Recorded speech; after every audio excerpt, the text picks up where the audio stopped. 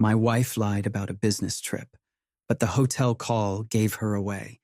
I'm Mark Willis, 53 years old. I was born and raised in a small town outside Winona, Minnesota. I've spent nearly every day of my life on land that's been in our family for 4 generations. Most folks around here know me by the mud on my boots or the calluses on my hands. I never dreamed of anything flashy. I wanted a life that felt honest, solid. I met Kelly my junior year of high school.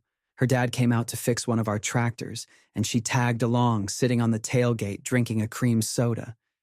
She had this quiet fire in her, not loud or dramatic, but sure of herself. I fell hard, and that was that.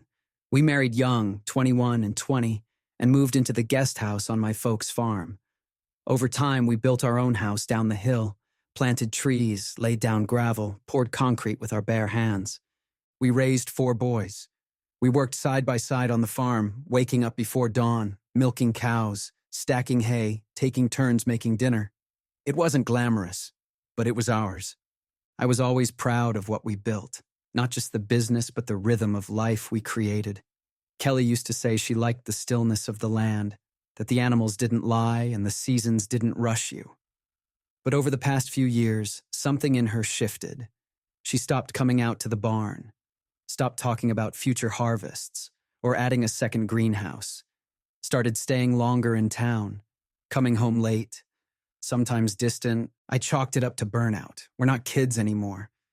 Maybe she needed her own space, her own purpose. I encouraged her to find it, never once thinking that purpose might mean leaving this life behind entirely. If you told me back then that one day I'd find myself alone in the kitchen, rereading the same hotel confirmation email 5 times in disbelief, I'd have laughed. Or maybe just said, "You don't know, Kelly." Because I thought I did, but people change. Or maybe they just stop pretending. It started small, a few sample boxes from a company called True Bloom, some pastel flyers, and a pitch about empowering women through skincare. Kelly said she just wanted to earn a little extra cash, something of her own. I figured, why not? Farming's feast or famine. A side hustle didn't seem like a threat. Then came the trunk full of inventory, the folding table setups at the county fair, and those Zoom calls late at night with women from all over the country. She was good at it. Too good, maybe. Before long, she was their top regional seller. They sent her a company car, a sleek little crossover with her name in silver cursive on the door. Kelly Willis, Gold Executive Ambassador. Her clothes changed, her hair. Our bathroom became a showroom of serums and compacts. The boots by the back door stayed untouched. She stopped coming out to feed the chickens or walk the fields with me in the evening. I'd sit at the kitchen table, eating soup I made myself, listening to her laugh in the other room with people I'd never met. She called it growth. I started calling it distance. When Kelly won the True Bloom sales contest, I tried to be happy for her. A 5-day retreat at a resort in Scottsdale, Arizona, poolside workshops, spa treatments, leadership seminars. She was buzzing like a teenager. Said it was just for top-tier earners, no guests allowed. I didn't push it. She came back glowing, literally glowing. Tan, radiant, full of stories, but not for me. She talked about the weather, the presentations, the transformational energy. But every third sentence circled back to one man. Derek said I should speak at the next conference, she told me, folding laundry. Derek thinks I have real potential. Derek's wife runs a wellness blog. They're such a power couple. I asked once casually who Derek was. "Oh," she said too quickly, "just the regional director." Super smart, very professional. The way her voice shifted when she said his name made something in me fold up. That night, she left her laptop open. I didn't look, but I did notice the screen. An email from Derek, subject line bolded in unread blue. "Had a great time talking," it read. Nothing more, but it was already too much. A week later, a small box showed up on our porch. Black ribbon, white card. Kelly opened it in the kitchen and froze like a deer in headlights. I stood by the fridge with a beer in hand and watched her hands tremble. Inside, a sleek, modern wristwatch, Silver, not flashy, but expensive looking. The kind of thing no one in our world would ever just gift. She said it was from the company, a thank you for conference panelists. But there had been no mention of any panel, no prep, no notes, just tanning oil and flowy dresses. "It's just a gift," she repeated. "From Derek?" I asked. Her silence was louder than any lie. That night I asked her directly, "Are you in love with him?" Kelly slammed a drawer. "I can't even have a life without you thinking the worst?" "No," I said, "but I can think the truth." She didn't answer, just walked off, muttering something about control and small-town men. I slept in the spare room for the first time in 26 years. I stared at the ceiling and tried to remember the last time I felt like her husband, not a witness. She said she'd be gone 3 days. "Nashville," she told me. "National training conference, just staff." She kissed me on the cheek, suitcase already packed, and disappeared before sunrise. Day 2, I got a voicemail from a hotel in Phoenix. They had an issue with the rewards account. Apparently, Kelly had listed me as the backup contact for the reservation. "Phoenix?" I called back and asked casually, pretending I was confirming check-in. "Yes," the clerk said. "Ms. Willis and Mr. Derek Holland are checked in. Is there a problem?" I said no, hung up. The floor under me felt like it shifted. I stood there in the mudroom, holding my phone like it might burn a hole through my palm. I texted her, "Phoenix, not Nashville. Why?" She replied an hour later, "It's complicated. Can we talk when I'm home?" That night I didn't sleep. I walked the fields with a flashlight, boots crunching frost, thinking about every little moment I'd brushed off for the past year. The watch, the changes, the company dinners. It wasn't complicated. It was obvious.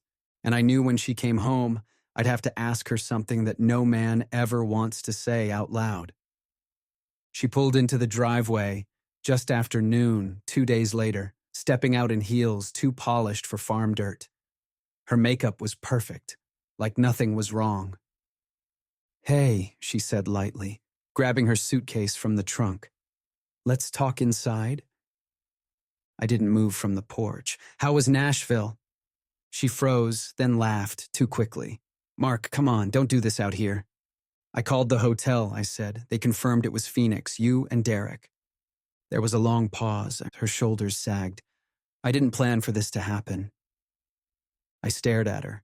"I needed something different, Mark. He saw me. He listened. I didn't want to lie to you, but you don't understand how invisible I felt." "Don't," I said. "Don't turn this into something noble. You lied, over and over." Tears welled up in her eyes. "Can't we talk privately?" My brother Aaron had pulled up by then, just in time. He stepped out of his truck and stood behind me without saying a word. She looked between us. "So, that's it?" I nodded. "You're not staying here?" She tried one last plea, but the door behind her had already closed, and I'd already messaged Derek's wife. The divorce process wasn't quick, but it was thorough. My lawyer, a quiet and meticulous woman named Denise, didn't let a single detail slip through. She reviewed every financial record, every asset, every document Laura had ever signed during our marriage. In the end, I kept the house, the land, the cattle, and the farm business. She walked away with a car, a small account she'd set aside for herself, and the clothes she packed that day. Nothing more. I heard Dominic's marriage didn't survive either. His wife removed every photo of him from social media within a week. A mutual friend said she filed the paperwork before he even got home from Phoenix. As for our sons, they made their choice quickly. None of them could understand why their mother would risk everything. There were some angry phone calls, a few awkward Sunday dinners, and then silence. Laura stopped showing up to family gatherings. Eventually, even birthdays passed without her reaching out. I didn't block her, but I never replied. Our world, once tangled and daily, grew distant and dim. I worked, I rested, I learned how to enjoy solitude again. And I never looked back. It's been almost 2 years now.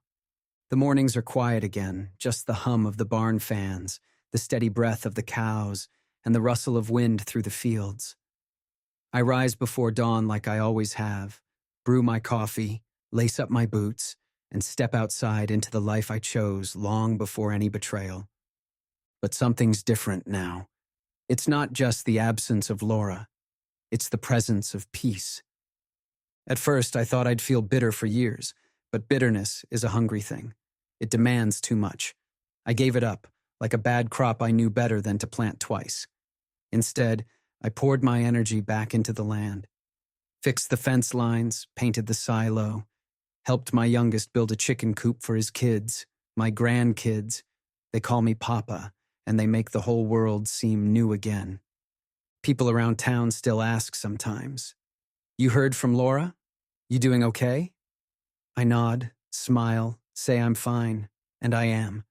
Because for the first time in my life, I'm not living in someone else's shadow. I'm not giving more than I get. I'm not begging for someone to stay who already left in their heart. I still think about trust, how fragile it is, how quietly it breaks. But I also think about honesty, about how it took something so awful to remind me of the kind of man I want to be. The kind who doesn't lie, who doesn't run, who shows up every day, no matter how tired, no matter how hard. I don't know if I'll ever love again, but I'm not closed off. I'm open to life again, to laughter, to moments, to sunrises on the porch with strong coffee and no need to explain myself to anyone. If someone out there's listening to this because you're in the middle of it, because your heart's breaking and everything feels like it's slipping away, let me tell you, it won't always feel like this. The ground steadies, the air clears, and one day you'll find yourself smiling without even realizing it. That's the day you'll know you survived. And better than that, you healed.